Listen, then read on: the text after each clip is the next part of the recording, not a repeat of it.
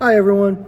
There was a discussion I saw recently on LinkedIn, and they were talking about whether the perception of Gen Y as being lazy, unmotivated, and carefree and not given an F, basically, and whether or not that was true. And of course, you had people who thought, yeah, there is some problem with that with this generation, and other people saying it's just a difference in opinion, and if you give them certain info and facts that you wouldn't have had to have done with other generations, they'll come around.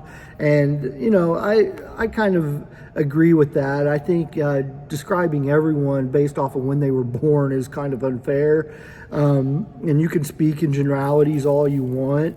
But I deal with different types of people every day. So at a school like this one here, you have all kinds of people that are here for different reasons and different motivation levels. Some people come to this school because they love being a mechanic. They love knowing how things work and how to put them together, how to take them apart, how to diagnose them, how they work together, and they pay attention. They take notes. They ask questions. They do everything, right? And then you got the students that are, some older people who are veterans are using their GI Bill. Some of those guys are here because they legitimately want to be a technician and they want to learn this stuff and go out there and have a good career post-military doing this.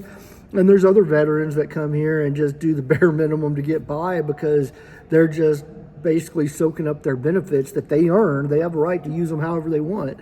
And they're just kind of still trying to figure out what they want to do in life, and they don't have a plan yet. And it doesn't necessarily mean they're going to be a diesel or an auto tech when they finish the school. They might decide after this to go to a community college and learn something else and be a legal aid, for all I know, right? But for right now, they're just kind of coasting through the process.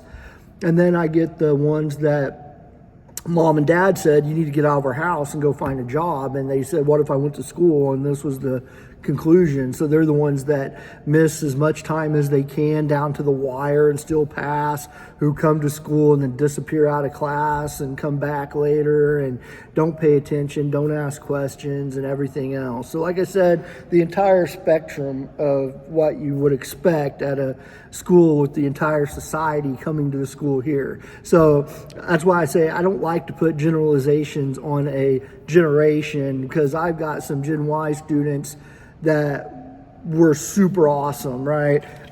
Some of them are some of the smartest young people I've ever met that instinctively picked up on things, asked questions, and got to what the point of this video is that the one thing I do see a weakness in across all that spectrum in younger people, whether they're good at what they do in school or good at their job or whatever, the common weakness I see in almost everybody below a certain age is critical thinking skills.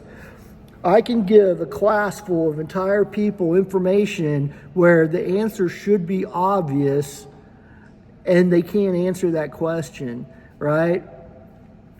I could tell them, I could tell them that A is 2 and B is 3 and C is, and they can't figure out that 2 plus 3 is 8, or they can't think critically enough to come up to an answer to a problem.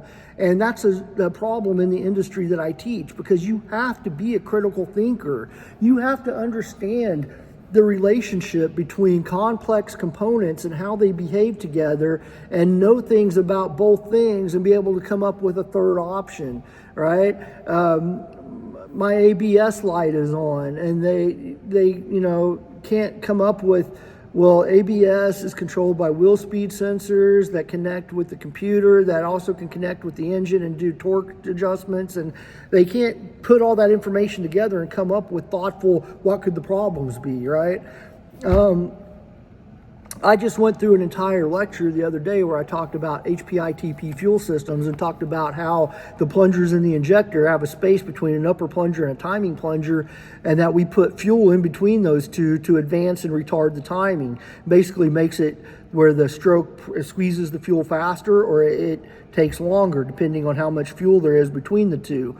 And then I immediately asked, what kind of problem would air in the fuel cause in relation to this? and I got 15 blank stares. Not a single person remember from previous classes or even in the classes that I've personally taught them that air is compressible and that if you put air in that gap, it's going to affect the timing. Not a single person can come up with that. And it seems like you have to basically hand people the answer on a platter and say, here you go, before they can come up with it on their own. And part of that is not paying attention. So I would say probably half of that group wasn't listening to what I was telling them. That's why they couldn't come up with the answer. And the other half just don't have the experience in critical thinking of putting together pieces of information to come up with an answer. And I blame parents and I blame public schools, right?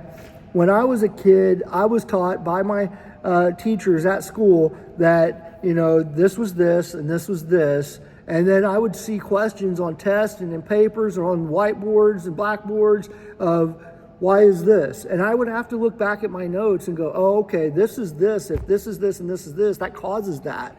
And we learned that stuff, right? We had if a train leaving San Francisco going to Chicago traveling this fast and this, we had to figure out what that third piece of information was with the information given to us. And if we got the answer wrong, yeah, sometimes the instructor would say, look, here's the answer, and here's why it's the answer. But they would follow that up with, here's another problem just like that one with different numbers. Now go figure it out. And eventually we would figure that out. We learned critical thinking that way. Our parents, back in my time, they also didn't necessarily give us something for nothing. I didn't get an allowance where my parents would give me X amount of money every week. I had to, do a chore, I get this much money. Mow the lawn, I get this much money. If I didn't get enough money from my parents for something I wanted, I was critical thinking that, hey, if they're not giving me enough money, I need to go find out what other people need done to make money. And so I would go to the local restaurants and say, hey, can I pick up the trash in your parking lot for $5? That's critical thinking. I wanted X. How do I get to X? Come up with a solution. So there's my plea for people, parents, teachers. Make these people think when they're young for themselves. Give them information and ask them to come up with solutions. They're never always going to be right, and that's okay, but they're learning. They're learning the concept of critical thinking. And so regardless of whether there's problems with laziness, attendance, all this stuff, that is the one thing, if I could fix, I would fix it. Because the other things, those are personality traits for individuals. Critical thinking skill seems to encompass everyone that's come up in the last 20 years or so. So let's concentrate on that. Teachers, parents, educators, don't let people walk through life without teaching them the skills they need to be successful.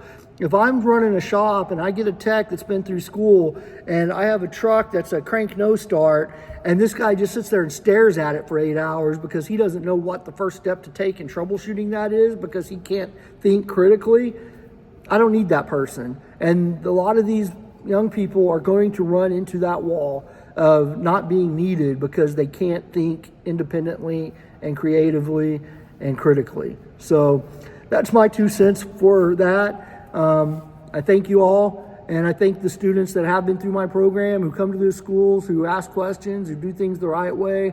And for those of you who come to school and don't pay attention and don't spend the time learning the things that you're here to learn, I just feel like you're going to get old one day and wish that you had those 3 to 4 hours a day back that you wasted.